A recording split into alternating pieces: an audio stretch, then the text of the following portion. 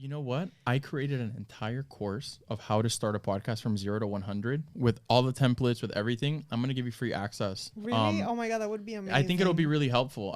I'm currently working with a few people on it. I kind of like coach them through the process. It has the website templates. It has the show notes templates. It has, the best way of doing your show format and naming it. Maybe it's helpful. Maybe it helps you out. Oh, that would be amazing. I'd love to hear your podcast out. Yeah. It's called Sinvergüenza. Sinvergüenza. So it's like shameless talk, about everything. Fire. Relationships, love, work, business. Fire. No filter. So no filter, sin filtro. All right. Ya tengo 6 episodes recorded, yeah. Yeah? I haven't launched it, so I'm going to take this last 2 weeks of the year because I've had a lot of work to edit and do the cuts and do the assets and this and that, so I can have all those already done and have consistency with it, because I've done podcasting for a long time, but it's a lot of time. And radio. Yeah. Right? Radio I did for a really long time. Right. So you guys are listening. Check out Barbie.On right? On Instagram. That's right. Yeah. TikTok as well, same one? Yeah, everything. TikTok, Twitter, Instagram, Facebook, Barbie.On. I love that. Barbie is the label manager, right?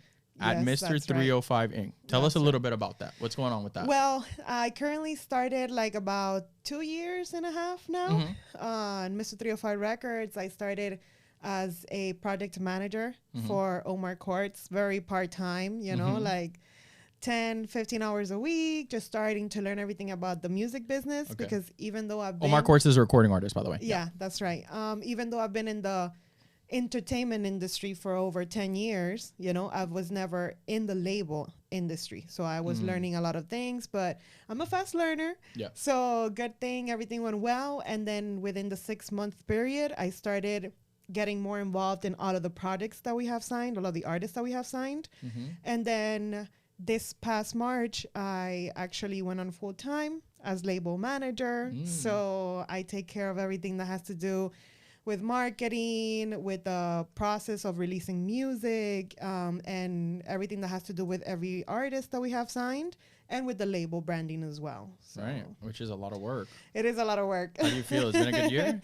Huh? You learned a lot this year? It's been a good year? Oh my God, it's been amazing, it's a dream for me right now. Yeah. Because when I was little... I mean, it's a pretty badass label. You got label manager. Oh my God, right. dude. When I was little, I was really into the music. Like I wanted to be like a singer, but obviously I don't like that lifestyle, and I don't want to be an artist because they have a really tough lifestyle, nonstop, always moving, always going. But I knew that I wanted to be involved in the music industry. But when you're little, and at that time in the music industry, when you look at music labels, you would see older people. Yeah. Like the executives, the old heads. The dinosaurs, the people that have been in the industry for over 20 years. Yeah. And then I thought, so I was like, when I'll be 45, I'll get into the label stuff. Like when I already do my radio and everything and my podcasting and all of the talent stuff that I wanted to do. I kind of wanted to end my career in that executive part of the music industry. You want to go through the process, like different steps. Exactly. And then ultimately end up there. Yeah. Okay. But God willing, the opportunity came much faster than I thought so. I'm only, in my 20s, and I'm already label manager for this huge independent label, which is partly owned by Pitbull, Mr. Worldwide. So it's just a dream come true for me to be able to reach this goal in such an early age, when you thought like it would take longer years for me to get into it. But that's good that you had an open mind and that you allowed yourself the opportunity and you gave yourself you were kind to yourself and allowed yourself to take that challenge on, you know? Yeah. And shit, Pitbull, I'm a huge Pitbull fan. Oh, so am I. I came across his stuff when he was running with Khaled and Wayne and all that. Holla at Me Baby and all those songs. Like, oh my God. If you're Miami raised, you're a Pitbull fan no matter what, because you were raised in Miami listening to Pitbull and Calle Ocho and the parties and the radio stations, like Power 96, the Pitbull all the time. So he was part of like my growing up for a long, long time. Now, you know what's interesting? Because, right now it's 2022. We're in December 2022. It's about to be 2023. And over the last, let's say 2, 3, 4 years, maybe a little bit more, we've seen a lot of collaborations between Spanish entertainment world and the American entertainment world, right? And people seem to think that this is where kind of like that started. But when you go back, you had Pitbull rapping in Spanish on songs with Lil Wayne That's right. and Rick Ross. Who Yeah. was doing that? Like, he was doing, wasn't he recording with like Wisin y Yandel? Yeah. And then that Daddy Yankee. Daddy Yankee, and then Chris Brown got into the mix and started recording with them. So all these collaborations go back some time before Pitbull was Mr. Worldwide. He was Mr. Exactly. 305 He back was then. Mr. 305. That's You how know? he started. That's right. Yeah. Yeah. He considers himself a Anglo, artist. He's more in the English side of things, but he did realize that at an early age in his career that the Spanish community and the culture was his essence. So he took that with him and he repped it all around the world. And he was one of the first artists in the industry to be able to cross over to the American, market and also have an international career in the Latin industry. Yeah. I think him and Daddy Yankee were like one of the first ones to cross over as well and do it well, and continue doing it. The funny part is that, Pitbull has always said crazy ass shit in his lyrics. Yeah. So, before people were a little bit more conservative with that stuff in music. And then you got like a Pitbull dropping a song with Mark Anthony called Let It Rain Over Me. Like, and you're like, you got Mark Anthony saying shit like that. That's when you know, though. That's when you know that you're creating something that's resonating with people and ultimately turns into different brands. Now that's, one of his ventures is a brand that you're helping run. So that's really cool because, you're a young marketer, you're a young label like exec, right? Basically, yeah. Basically. Who gets to work for a brand that partly belongs to somebody that you looked up to before. That is a dream come true, dude. Yeah, not only that, just the fact that I'm able to kind of be so close to our other CEO, which is part owner of the label with Pitt, and being able to just be surrounded by these men who are not only giving a woman the opportunity to run their business with them, but to also learn from them. You know? They have more than 20 years experience in this business and in the music industry. And for me to have the opportunity to sit at a table with such executive person who has been so successful. And not only that they're driven by motivation, by mindset, by energy, by the way that you think, by the way that you use your goals and you set goals to have a better future. It drives me, it motivates me a lot to be able to be so close to this person who is very successful, a millionaire, changed the music industry.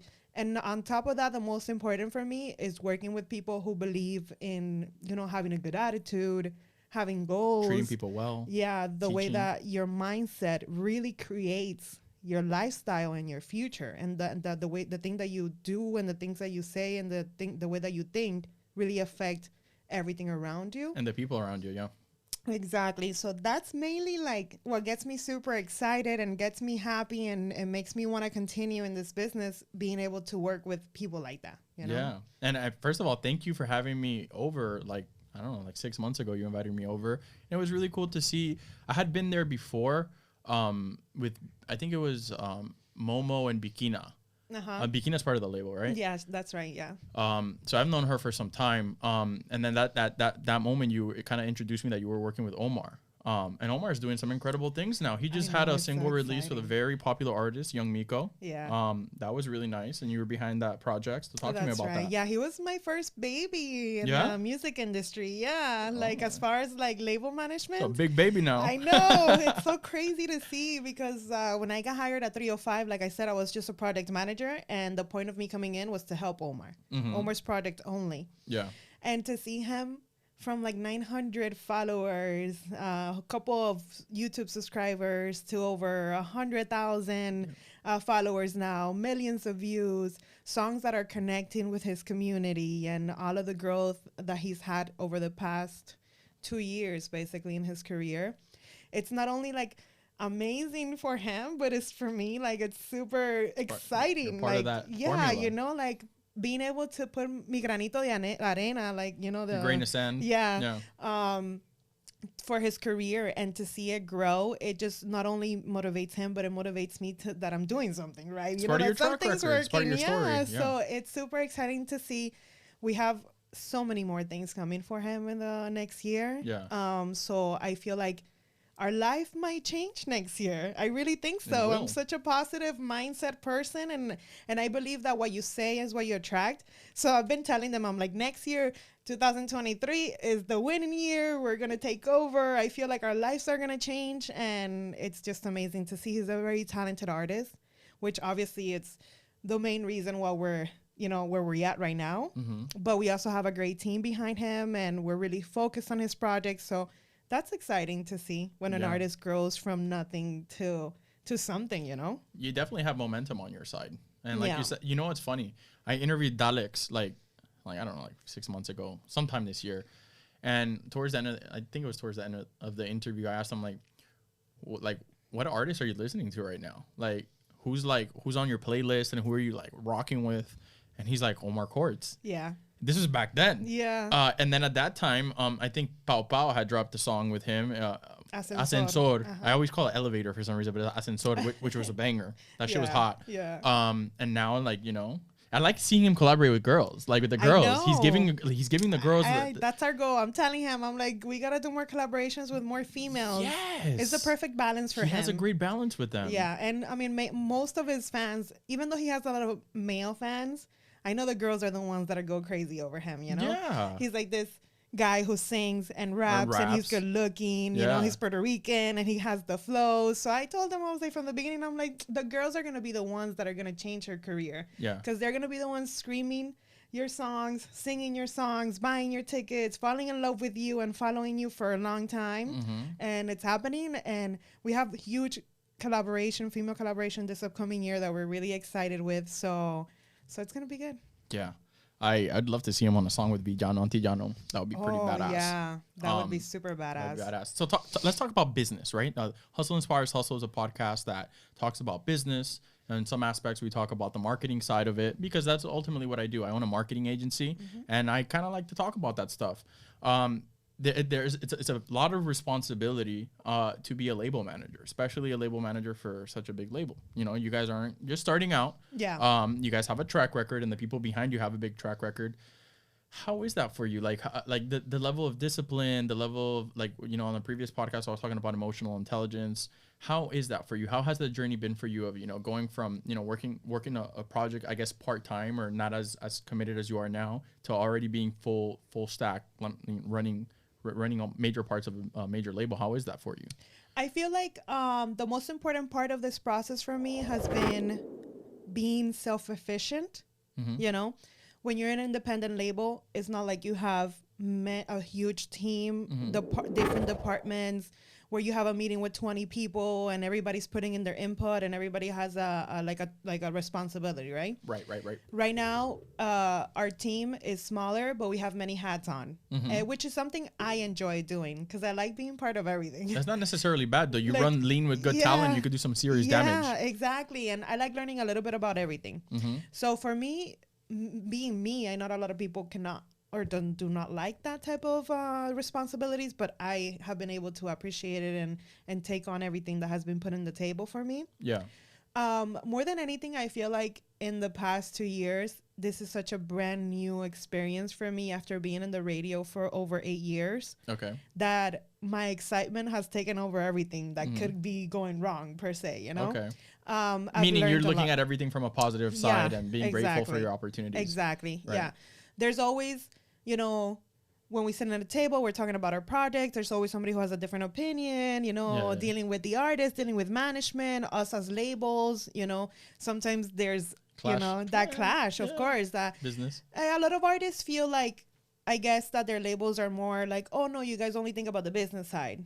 And I'm a creative. I think about the music. I feel like I think about my fans. Don't box me in, But I feel like artists need to learn that music is a business at the end of the day. Like you are creative, but the only way that you're able to succeed is if you learn the fact that this is not only you a hobby. This is not only you making music in the studio. It's not a game. A business, that has to be ran, has to be done well. And then when you trust your team, the people that are helping you out, that really helps your career move much faster or to a longer period of time or a larger crowd, Yeah. So that could be like one of the things, but I think that happens in every team. I think that happens in every job, when you have uncomfortable conversations. Pushback, different things. But we've been able to, move past those situations. And my goal right now is to build a team that is not only a team, that it's a family. and also build a brand, like create Mr. 305, not only be a label, but to be a brand who is, you know, doing internship programs. That's one of my goals, to have internship programs maybe by next year, have a bigger team, have foundations, Mr. 305 foundations. I was going to ask you about that. Yeah, I'm glad you brought it up. What else do I want to do? You know, the internship programs, like I said, is really important to me, to be able to give the chance to people who are studying to learn what happens, you know, in the industry and in the label side of things. Also with producers, bringing producers, writers, people who are learning, who are growing in this business. That's part of why I'm doing this. And within the house, build a really strong team with our artists and our management teams in the label. I think back in the day, artists and managers were really worried about labels, like, oh, you know, taking advantage of them, poniéndolo under the table, forgetting about them. But I feel like in our situation, being an independent label, we really focus on helping our artists. You know, if you don't succeed, all you could do. Yes, all you like. We don't succeed. Yeah. We only lose money if you don't succeed. Because you guys are the ones pushing everything. Exactly. Yeah. So it's been pretty amazing. Was it scary at first? It was scary. You know, it wasn't scary. It was more scary this March when I went on full time. Yeah, because you're like, shit, this is a lot. You know? Yeah, I was like, okay, now I have the responsibility. I have pressure. I have to focus 100% on this. I have to make sure everything moves, everything goes well. And I think I put myself in more pressure myself than my boss does. Yeah. Because I have such huge goals for this brand and what I want to do with it, that I'm always like, okay, no, it has to be more. We have to do more, this and that. And he's like, Barbie, relax. Everything moves as it's supposed to move, you know? I've been in this business for 20 years. Sometimes I'm going crazy. And he's like, chill. Everything's going to be okay. I'm sure they appreciate that, though, because you come with that energies like that. That's course. what they brought you on. Yeah. That's why you 100%. Have the decision you have. If you were just passive and you were just chilling, they'd be like, no, like, this is not the right person, you know? Exactly. But since they've been in the business for longer than me, they're like, everything's going to be okay, girl. You're doing a great job. Just relax and let it go and let it move. And then we'll continue growing as we go, you know? So you did radio for 8 years, you said, right? Which means that you were kind of like in the middle of the transition between radio streaming, CDs, streaming. So you've been able to learn kind of like both sides of the business. You're a huge asset then to the label. Yeah, you just didn't just pop in the scene and like, oh, let me run the label. You've been doing this shit for a minute. Yeah, I was more in the talent side of the music industry, you know, doing radio as an on-air personality. Right. Then I was doing podcasting. I would do interviews as well for Mega TV, which is a local channel, TV channel, and the company that I was working with at that time. So I feel like one of the main reasons why the label did bring me on is because of the fact that I know what's on the radio. I know what's the top 40. I know what people are liking on the radio stations, you know. I know the music that the programming directors are accepting or not accepting. And even though we've seen a huge growth on the streaming platforms as far as music, and they are running music right now, radio is still a very important part of this whole industry, you know, and I don't feel like it's gonna go anywhere anytime soon. It's like email marketing. Some people are like, oh, email marketing, there's other more effective ways of email marketing. Email marketing hasn't disappeared. Exactly. You got to keep using it. It's another tool. Exactly. Don't overlook it. Give it time. Really give it value. The guerrilla marketing. Yeah. It's still one of the best marketing tools that you can use, you know. Yeah. Don't get so caught up on how fast the internet's moving, how fast to get everything. No, because sometimes the simpler tools in the marketing business are the ones that are actually going to work for you, you know? Yeah. So I think that's one of the reasons, why they hire me at the label. The fact that I know what was running in the radio stations, and my knowledge about artists and how the music genres are changing and evolving and growing. And I mean, my playlist has a little bit of everything. So I think that What do you listen to? What do you listen to? Well, my favorite artist in the whole wide world since I was a kid is like Manna and Santana. Santana, okay. Yeah, and Juan is. And Juan? Oh, shit, I didn't expect that. I listen to I know, nobody expects this every time I say it. I like Spanish rock. Well, Viviana and Stephanie from the Frost School of Music were just here for another episode, and we were talking about the evolution of Spanish rock. It's coming back strong. Yes, so I can't wait. I know. Yeah. So that's one of my favorite artists and style of music that I listen to at home. I also listen to, like they say, elevator music in English. Yeah. Like the very chill vibes. Like music. lo-fi? I don't know who lo-fi Have you ever? No, you haven't. Okay, so lo-fi. It's lo-fi hip. There's lo-fi. There's lo-fi hip hop. there's no lyrics. It's just like relaxing beats to listen. Exactly. And I actually have created my own. I have like 5 singles already out. And they're pretty popular. I love that type of music. Yeah, I mean, I'm not an artist, but I'm a creator. I have a podcast. I have a film. I do different things, and I decided, hey, I listen to lo-fi hip hop all day. Let me get together with a team and create some music. And I created my own playlist. So I listen to my own shit. I love it. Yeah, I usually used to listen Pandora, Little Dragons. Okay. That's a whole station that I created because, you know, I love Pandora, by the way. Okay. I feel like one of the platforms that has the best algorithm in all of the platforms, because I've been able to, like, when you really like something, it really does play it again for you. Right. And when you don't like something, it just takes it out of your playlist. So I've been building that radio station. It's called Little Dragon, and that's where I listen to all of my hippie chill music. Yeah. And then besides that, obviously, like hip hop, like Lil Wayne, Drake, Biggie, Tupac, you know, those are like the old school rap artists is what I listen to as well. Yeah. I like that you listen to music outside of the genres that you work in, because that's a big influence. It's a big influence. You never know when that essence of that music is going to influence a project that you're working on, or you're going to be able to bring something new to the table with a music exec or an artist. And that could be like the catalyst for something incredible, you know? Yeah. And you know Fade? You know Fade? Yeah, of course. Fade's a Spanish artist. One of his recent albums, it's the one where he's like kind of like floating on a cloud. It's like very green. Mm-hmm. It was influenced by lo-fi hip hop, the genre I'm telling you about. So you never know what genre is going to bleed over to the next and influence that genre to grow. Yeah, like currently we're working our project Vikina doing Latin EDM. And I've listened to EDM. Snapped on the last record she dropped. Yeah, I've been listening to EDM. Bad since, Girls, like, is it called? Bad Girls. Yeah. Yeah, that's a good record. We did fire. In collaboration with 11 Miami and their new residence DJ. Mm-hmm. That was a cool collaboration. So I've listened to EDM dance music since like the 2000s. I've been to Ultra, you know, David Guetta, Afrojack, Avicii, Tiesto. I've been fans of all those DJs Swedish as House, well. Yeah, that. oh my God, Swedish House Mafia. Yeah. So to be able to see that also, like my knowledge in that dance world, right, that I've had from before. So you were part of that drop of that single release? Yeah. I'm working everything for Vikina. I'm a big fan of that song. I was with my whole family like 2 weeks ago at Nicky Jam's restaurant, and they were blasting that shit. No way. And I remember I put up a story like, yo, they're posting your shit. I'm so proud of her. Awesome. She's been working hard for years. For many years. So now we finally found a new sound that she really connects with, that she really is passionate about, and it's something that we're focusing on 100%. I feel like right now we're a little bit like fast forward on this genre because the Latin industry is not recognizing it just yet. But you see artists like Fade, you see Karol G, doing a Bad Bunny, a collaboration with Tiesto and all that stuff. So Fade just did one with Gordo. Exactly. Yeah. So that's kind of showing us that we're going the right way, you know, and the only way that I'm able to understand what she's doing now is because I've been able to listen to dance music for a long time. We have new artists that we're signing that are doing alternative music in English for next year. So the fact that I listened to rock from back in the days, then that I'm able to use that knowledge and see what works, what doesn't work. So I feel like it all adds up together, you know? Travis Barker just did a collab with Paulo Londra on Paulo Londra's album.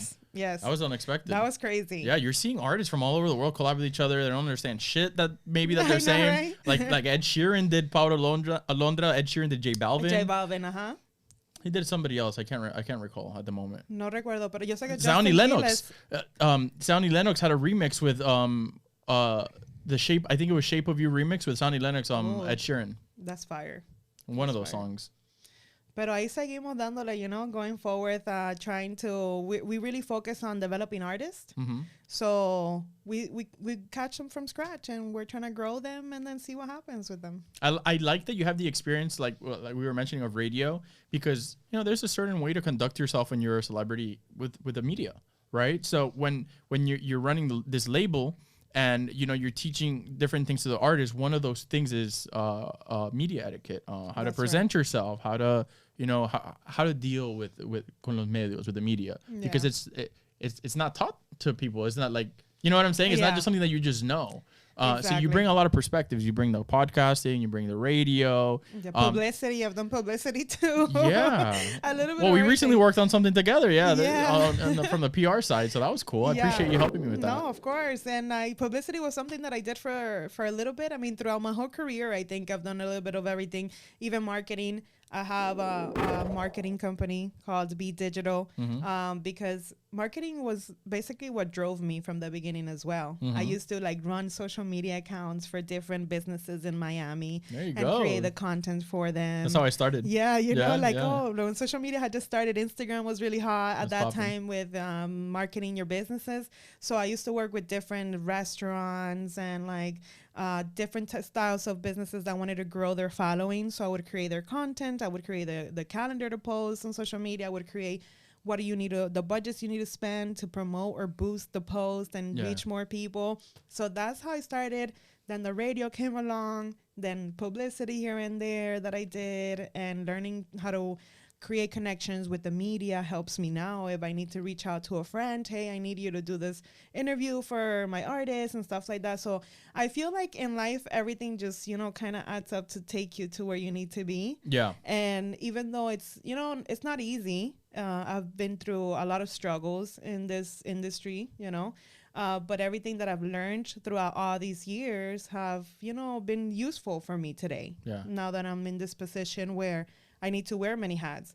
If I wouldn't have learned everything that I learned in the past and all the jobs that I had to do on the side to make extra money, to meet ends, financially, then I wouldn't have the knowledge that I have today. And that's the most grateful part of all of this that I am, It's a journey, and it's not always going to be easy. Maybe you make it look easy because, things look nice online, or when the project's launched. They always look nice online. They look pretty. The cool thing is, let's say if we remove ourselves from music and entertainment, you are somebody that knows how to deal with the media. You are somebody that knows how to do marketing. You are somebody that knows how to manage, distribute, and create content. And you're somebody that knows how to manage a team. Those 5 skill sets, or 4, or however many I just mentioned, are applicable in any industry. Yeah. So you know what I'm saying? Like that's very important. Because that's why I like shout marketing from the hilltops that I love it, because I've been able to work in construction, like selling construction, breast augmentation, hair transplants, clothes, food, music. Marketing is marketing. Marketing is everything, honestly. People need to learn the fact that marketing is such an important tool no matter what you're doing. Yeah. No matter what type even of for your business personal you own. brand. Exactly. Yeah. You could be talking about your podcast. You could be doing your business. You could be talking about your music. If you don't have a strong marketing plan behind it, you're losing so many opportunities, especially in this business and in this time of day that everything moves so fast. Right. So from the beginning, I knew that marketing and having a strategy is the most important part of any project. Right. Listen, Barbie, I'd love to have had the time to sit down with you to talk during this episode, because we've known each other probably like a year and a half now, and we've been able to engage in different settings and different conversations, and I've been able to see what you bring to the table, and I thought it was really cool. I think that you have an important role in the industry, in the Latin entertainment industry. You're a girl, you're a woman who is leading, which is incredible. I just had 2 incredible girls on the podcast, and we were talking about the importance of there being a level playing field for everybody to be able to work, especially in the entertainment industry, for badass entrepreneurs to put trust in you, and trust you with their money, with their business, with their assets. I think it's incredible. I want to see more of that. I would love to see what you're going to do with what you were saying before, maybe like doing like internship stuff like that, have maybe students come in and learn from you, because I think you could influence a lot of future women entrepreneurs or future women executives in the entertainment space. So I thank you. I thank you for coming here today. I thank you for taking the time to meet with me. We're in the middle of December, y'all.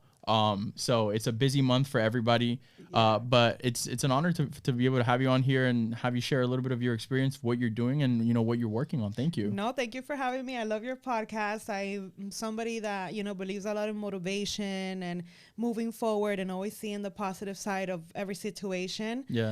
Every no that you get in life always gets you closer to a yes, so don't give up, know, and I love what you're doing here. That's why I'm super excited to be here with you and talk to you a little bit. And I hope this isn't the last time that you come. Of course not. I want to revisit what you're doing next year because I'm really proud of the work that you've done. Oh, thank you. I appreciate it. And you've helped me out, and I appreciate that. I appreciate you taking the time. So many things to keep doing together, with your business and the podcast. So you always count with me and my support. You know that very well. Yeah, guys, make sure you check out her socials. We said it at the beginning of the podcast. Barbie on air.